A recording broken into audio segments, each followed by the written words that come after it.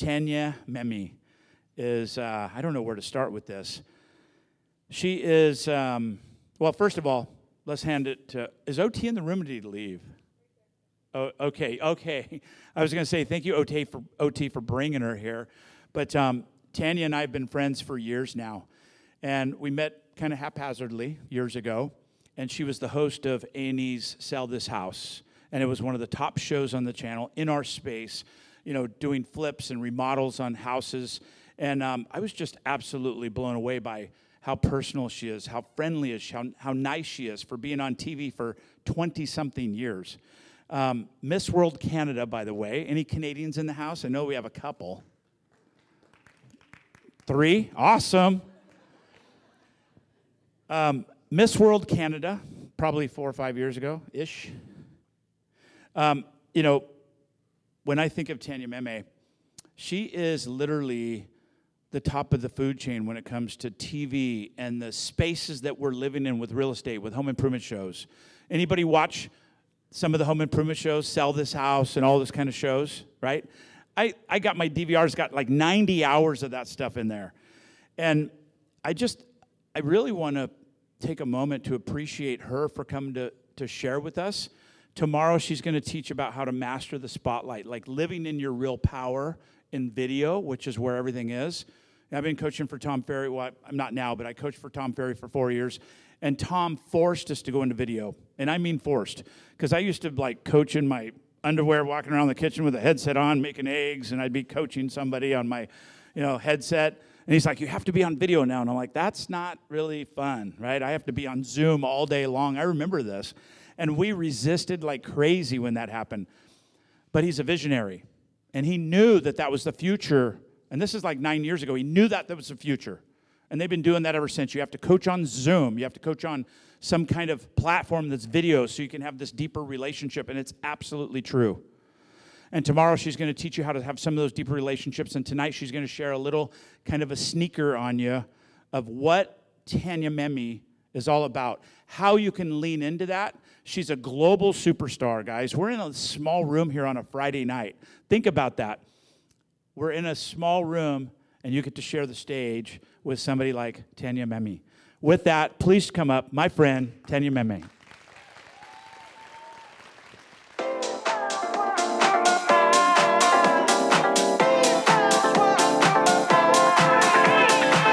I can get down, I can get lonely every time I think about the Thank you, Randy. Thank you, everybody. So happy to be here. Thank you. Let's give it up, too, for Randy and Kirsty for putting this on. I mean, seriously now. Thank you. So Randy said to me literally like 5 days ago, and he says, I know that you're doing the workshop on Saturday, but I really, can you speak on Friday? Just tell them about your life. And I said, oh, okay, all right, I'll tell them. Do you want me to tell them like the truth, or do you want me to, or do you just, can I just sort of skirt by it? And so I really, honestly, I'm just being completely honest, I had to really think about it because I have quite the story of adversity that I want to share. And yes, I've been on TV for a very long time. But what I've been through is a very interesting journey. And I was like, gosh, all right, I teach vulnerability and I teach authenticity on camera. And I thought, so the least I could do is tell you the truth to my story. You okay with that? No judgment? Because wait, I'm going to take you on quite the ride. So have you ever been to a point in your life when you just couldn't take it anymore? You're done, right? So I came to a point in my career. These are all the shows that I've done through the years and more, but these are some of the ones, the home design shows I've done. I did a movie there with Corey Feldman and Terror Inside, yes. I don't know if you should watch it, but anyway. Yeah, me and Corey. But anyway, I did come to a point in my career where I knew that I was worth more, and I wasn't going to take another day. And those were the last few words that I said when I walked off the set of the show. And I walked away from Hollywood, and I walked away for good. So, there's There's good Hollywood, and I totally experienced that. I was on the A&E network, if you guys saw Sell This House and Move This House and Sell This House Extreme. A&E is an awesome, awesome network. I loved working for A&E, but I also worked for a lot of other networks, and I've shot over 50 infomercials and 30 commercials. I lived that life. I mean, from the outside, there were people that would say, oh my God, look at her. She's on the red carpet. She's dating celebrities. And look at all the parties she gets to go to. And look at the life she's living. Wow, she gets to do this and that. Flying all over the world, private jets. Yeah, I did experience it all. But inside, I was dying inside. Because there's also bad Hollywood. And have you guys heard all the stories? Have you heard all the stories? Yeah. Well, I'm not going to get into the details. But let's just say that I was pretty much a casualty of all those stories you've heard. I was outcast from the business. And the story goes on, but I remember the day when I walked off set that day because I couldn't take being yelled and screamed at one more time. My daughter was on the show with me, and I loved doing what I loved being on TV. I loved my job. But you know, back in the day, executive producers used to yell and scream at talent so that they wouldn't ask for a raise. It was kind of a tactic. And so I went home that day, and I said, you know, if it happens to me one more time, I can't take it anymore. I got to quit. So I go to work, and here I am, you know, the camera lights go on, and hey, I'm Tanya Memme, and welcome to this show that I'm on. And second those lights go out, the yelling and screaming in front of, you know, at least 70 other people on set. I wasn't the only one that was being yelled and screamed at. But I realized that I couldn't take it anymore, so I quit. And I was faced with that decision, with staying and being, you know, a piece of me being torn away every single day.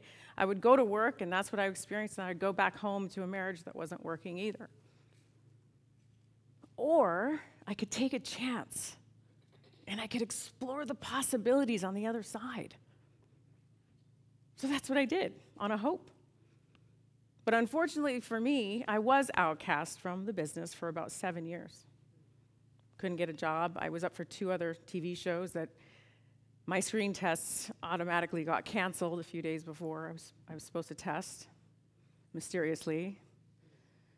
And I fell into a massive, massive, massive depression. So these pictures that you see right here are some of the very few where I was very depressed. This is what everybody saw on the outside, but on the inside, this is what was going on. So I fell into a huge depression. I don't know if any of you have been there, but the phone stopped ringing, friends stopped calling, no more red carpet events. My life was totally taken away from me. I lost all my money. I lost everything.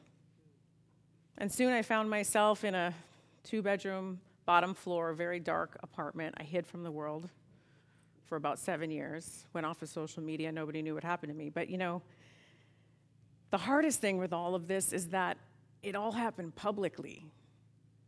And it was real tough. And when something like that happens, and I don't know if any of you have really hit rock bottom. I know, Andrea, you mentioned you went through a lot the last couple of years. I get it. But you lose your self-worth. You're like, who am I? I don't want to go to any parties. I don't want to tell people who I am anymore because I'm not anybody. All these things that you see here, I lost my marriage. I lost my self-identity, my self-worth, made really bad decisions. I just want you to know, if you're ever in rock bottom, do not make any business decisions. I learned the hard way, and I did lose everything. So one day, my girlfriend calls me, and she's like, Tanya, now this is the part I'm going to tell you, and I hope you guys don't judge me, but you know what? I got myself into this situation. It just happened, and it's my story. So she called me, she says, Tanya, she says, I know you've been going through so much. And she says, so you got to come over to my house next weekend. And I was like, okay, well, why? And she says, because we're doing an ayahuasca ceremony. And I said, what's that? She goes, don't ask, just bring a pillow and a blanket and come over to my house. I said, okay, sure. All right, here we go. I'm going to get to this in a minute. So I show up and I sit down and I'm like, wow, this is weird. This is not, I thought this was going to be fun, dancing. No, it's just the tension in the room was crazy, right? So the shaman walks in and we start doing this whole ceremony and she gives me this cup and I drink this stuff and then I drink another one. I'm like, this is not working. I'm drinking another one. 5 cups later. Oh yeah, 5 cups later. So I get up and I'm like, I'm going to go to bed. I'm done. So I walk down the hallway.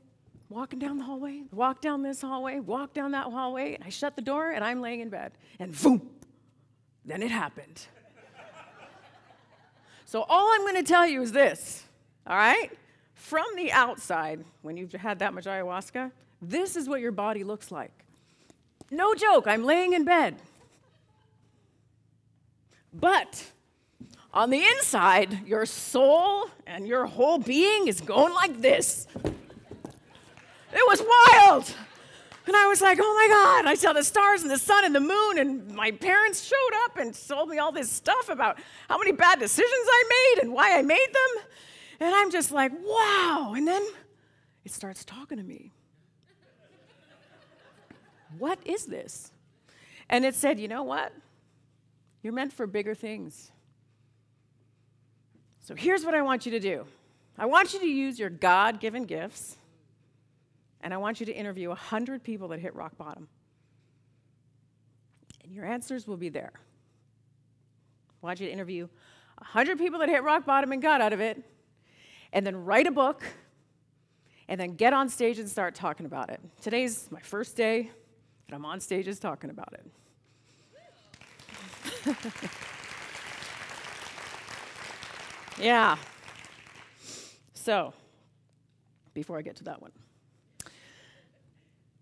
So the first thing that it had said a whole bunch of things, but I started down that journey. Here I am. I'm interviewing 100 people. Well, I started anyway. So, but after that whole situation happened, about a week later, I'm like, okay. I called my friend Andy, and I was like, Andy, he has a studio, and I said, okay, I got to start this podcast, and it's got to be called Life Masters, and you know anybody who hit rock bottom and got out of it? And meanwhile, it was not difficult to find people to be on the podcast. So there I go. I start signing up people, and I start interviewing people. And about 25, 30, I'm sitting there, I'm like, I hate this. If you've ever been in rock bottom, especially when you've lost all your money, and you're hanging around people that are like fabulously living the fabulous life, it doesn't feel too good. So I was like, I'm not having fun. You know what that feels like? You know what I mean? When you're like, you have no money, and everybody that you're interviewing, or anyone that you're around, they have this beautiful life. And I'm like, man, I'm tired of this. So then about 50 or 60, 70 interviews later, I started noticing that there were 10 things that they all did, all the same things that they did to get out of rock bottom. So I thought, well, I got to implement this into my own life. So I did. Here's my Life Masters. I had Willie Galt on there, a few other famous people on there, amazing human beings. So I did. And one of the first things that it said to me, okay, or that I learned from interviewing I was around 60 or 70, was be in nature. Now, these might seem like really kind of normal things you've heard before, but it was done, like, have you ever actually done it? So here I am. I got on my headphones. And if you live in LA, I start hiking up Fryman Canyon. Not in heels, but I was hiking up Fryman Canyon. So here I go, every day listening to like Joe Dispenza and positive stuff. And one thing I learned, you got to get all of that negativity out of your life, including the friends, those people, the people that don't return your text messages, your calls, people that whenever you're around them, they don't make you feel too good about yourself. Submerge yourself in nature. Be selfish. And go out there and make the decisions that you need to make. Be selfish. Say, you know what? No, I'm not going to that party. Because I don't want to go to that party. I don't like the people that are at that party. The next thing it told me, and there's 10 of them, but I can only share a few of them with you today, is you got to stop living in the past. Oh, I was so attached to the accolades. I was so attached to my life, the awards, the titles. That's all I did. I was like, I wish I could have, would have done this and done that and done this. And I just lived, and I was like, I didn't like who I'd become. But once you stop living in the past, you can celebrate your past. I look back now and I'm like, it's pretty cool, all this stuff I did. That was super fun. But it doesn't happen overnight. And then the last thing you want to do is you don't want to be living in the future. There's two ways that we live in the future, okay? There's one where it's like the doomsday, which is where I was when I was in rock bottom, like, oh my God, if I do this and that, and I don't make my money back, and blah, blah, blah, I'm going to be homeless. We all tell stories. You guys know when you're telling yourself a story?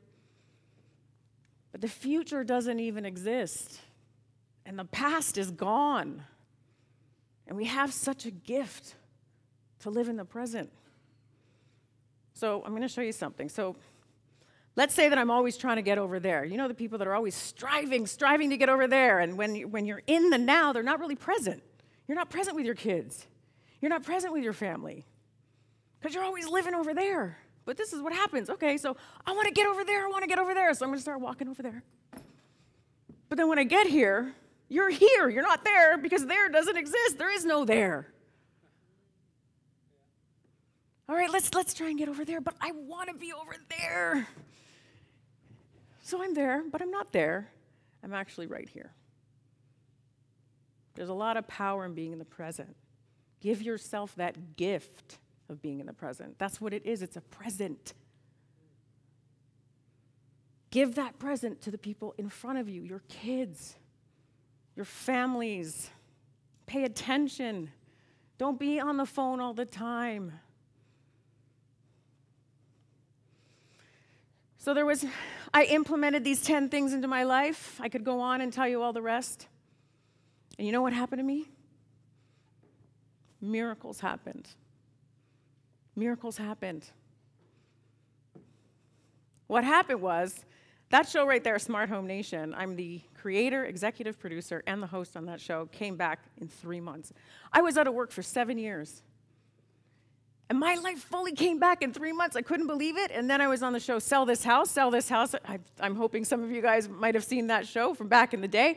It was off the air for 7 years, and then it came back. A&E calls me, and they say, hey, we want you to host the show. The show's coming back. I mean, I couldn't believe this. I had hit rock bottom, you guys, lost everything. And then I start winning awards again. And then you know what?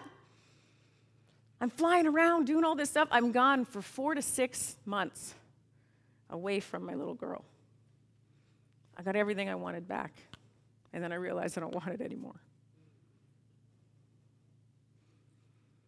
So then what? The difference is that I know who I am now. Because that's what adversity does. It makes you stronger. You don't need the titles anymore. None of it matters anymore. Not when you go through something like that. Because you know who you are. So I never forget the day when my little daughter ran up to me and she's like, Mommy, I'm so proud of you. I hadn't seen her in 6 months. I'm so proud of you, Mom. Oh my goodness, you're so amazing. I watch you on TV every day. But I could see the disappointment in her eyes. I was reunited with her after not seeing her for 6 months. And I said to her right then and there on that spot, I said, you know what, Ava? How'd you like it if I never got on an airplane again for more than 2 weeks without you? And so it was in that decision that I decided that I wanted to be a mom. That was the next chapter in my life. I'm a mom. I love being a mom. How many moms love being a mom? How many dads love being a dad? It's the best. And so that's what I've been doing. And so I thought, well, my next chapter is I want to give back. So I started something called Mastering the Spotlight. You guys will hear about that a little bit more tomorrow. Basically, I teach confidence on camera, and everything I learned from being on TV for 25 years, I help you become the face of your brand. So if you want to talk to me, come up to me. I want to know who you are. If you feel left behind in social media, let me know. Then Randy comes back. So you know Randy tried to get me to partner up with him like 5 years ago, and I'm like, yeah, I don't know if it's the right time, da-da-da. And he kept asking and kept asking and kept asking. And then about 3 months ago, this happened.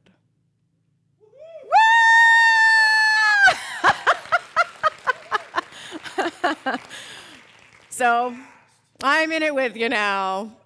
What a journey it's been, and thank you so much. But I just want to say, you guys, if you're ever facing adversity, you don't have to see the entire staircase.